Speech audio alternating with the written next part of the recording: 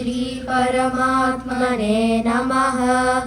अथ चतुर्थोऽध्यायः ज्ञानकर्मसन्न्यासयोगः। श्रीभगवानुवाच इमं विवस्वते योगं प्रोक्तवानहमव्ययम् विवस्वान्मनवे प्राह मनुरिक्ष्वाकवे ब्रवीत्। एवं परम्परा प्राप्तम् इमं राजर्षयो विदुः। सकाले नेह महता योगो नष्टः परन्तप। स एवायं मया तेद्य योगः प्रोक्तः पुरातनः।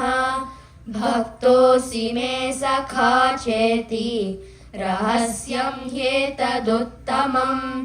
अर्जुन उवाच अपरं भवतो जन्म परं जन्म विवस्वतः कथमेतद्विजानीयाम् त्वमादौ प्रोक्तवानिति। श्रीभगवानुवाच बहूनि मे व्यतीतानि जन्मानि तव चार्जुन तान्यहं वेद सर्वाणि न त्वं वेत्थ परन्तप। अजोऽपि सन्नव्ययात्मा भूतानामीश्वरोऽपि सन् प्रकृतिं स्वामधिष्ठाय सम्भवाम्यात्ममायया। यदा यदा हि धर्मस्य ग्लानिर्भवति भारत अभ्युत्थानमधर्मस्य तदात्मानं सृजाम्यहम्। परित्राणाय साधूनां विनाशाय च दुष्कृतां धर्म संस्थापनार्थाय सम्भवामि युगे युगे. In verse 7 and verse 8, Lord discusses the concept of avatarism to Arjuna. He first goes on by saying that he passed knowledge to Sun God, and then Sun God passed it to Manu. But during that process, the knowledge got lost in the way. For example, it was given to the wrong people, and there was a lot of false notions about them. Then Lord mentioned to Arjuna that he's here to give the knowledge back to him. Now Arjuna is confused. Lord Krishna, we're the same age. What are you talking about that you gave the knowledge to Sun God? Then Lord talks about the concept of reincarnation. Lord tells him that he reincarnated as an avatar to restore Dharma. However, a difference between being reincarnated and being born is that he isn't bound to a karma cycle like us. He's just there for the protection of good and the destruction of evil. Some examples are the 10 incarnations of Vishnu.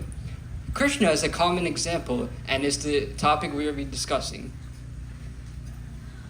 जन्म कर्म च मे दिव्यम् एवं यो वेति तत्त्वतः त्यक्त्वा देहं पुनर्जन्म नैति मामेति सोऽर्जुन. वीतरागभयक्रोधाः मन्मया मामुपाश्रिताः बहवो ज्ञानतपसा भूता मद्भावमागताः. ये यथा मां प्रपद्यन्ते तांस्तथैव भजाम्यहम्. मम वर्त्मानुवर्तन्ते मनुष्याः पार्थ सर्वशः. काङ्क्षन्तः कर्मणां सिद्धिं यजन्त इह देवताः. क्षिप्रं हि मानुषे लोके सिद्धिर्भवति कर्मज. चातुर्वर्ण्यं मया सृष्टं गुणकर्म विभागशः. तस्य कर्तारमपि मां विद्य कर्तारमव्ययम्. न मां कर्माणि लिम्पन्ति न मे कर्मफले स्पृहा. इति मां योऽभिजानाति कर्मभिर्न स बध्यते. In verse 13, Lord classifies the entire humankind into 4 categories. The classification is based on guna and karma. The word caste is a very misused term in our society. The proper term is varna, which means different shades of the mind. There are 3 shades of the mind: sattva, which means the mode of goodness; rajas, which means the mode of activity; and tamas, which means the mode of inertia. Together, these 3 shades of the mind, along with karma, job occupation, classifies the varna system. There are 4 categories: brahmanas, kshatriyas, vaishyas, and shudras. Brahmanas are teachers, professors, visionaries. Kshatriyas are leaders, rulers, and law enforcers. Vaishyas are people who mobilize resources. They can be classified as businessmen and entrepreneurs. And Shudras are laborers. One common misconception in society is that not everyone is equal in the Varna system. This is simply false.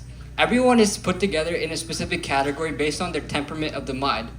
If one person is high in Rajas and Tamas, it's not fair to put him as a professor. Additionally, if someone is high in Sattva, it's not fair for him to be a Sudra and be a laborer. Together, these 4 categories, along with the temperaments of the mind, ensure that any nation prospers. Verse 14 talks about non-doership. We can take an example of the sun being reflected in a body of water. The sun can be classified as pure as consciousness, water can be classified as a subtle body, and the reflection can be classified as our ego. Let's say there's muddy water, or let's say there's disturbance in the water. There will be disturbance in the reflection. This resembles our lives as our lives. We often associate ourselves with our ego, letting small things such as simple mistakes affect us. It is important to acknowledge this and know that we shouldn't associate ourselves with our ego, but rather our consciousness. However, this is a hard task for many people, as it is easy to fall into the trick of identifying yourself as the ego. Therefore, Lord Krishna tells us that we must follow the path of Karma Yuga and perform selfless actions. Brahmarpanam Brahmahavihi Brahmagno Brahmanahutam Brahmaiva tena gantavyam Brahma karma samadhina. Brahman is the oblation. Brahman is the ghee. Brahman is the fire. By seeing Brahman in all, one reaches inner experience of consciousness. But what does this mean? Let's take an example of my eyes seeing a book. The power for my eyes to see the book is enabled by the mind. The mind in turn is enabled by my consciousness. Therefore, the experience of the book lies in the awarenessness, which is consciousness. This way, consciousness limits everything around us. However, a common misconception is that there are multiple consciousness. This is simply false, as the consciousness in me is the consciousness in you all. Let's take an example of a dream. In my dream, if a person appears, that is produced by my mind, not another mind.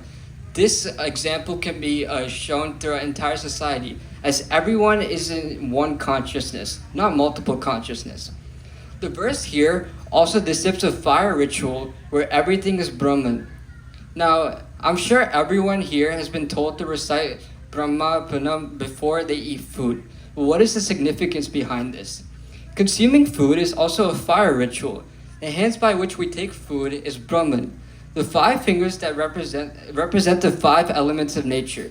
The sight of food should remind us of the effort it takes for the food to get to our plate. The digestive fire in us is God, where the food is offered.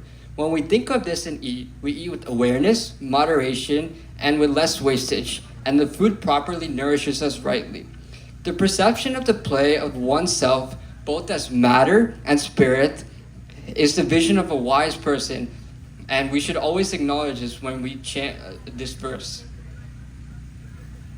Tadvidhi pranipate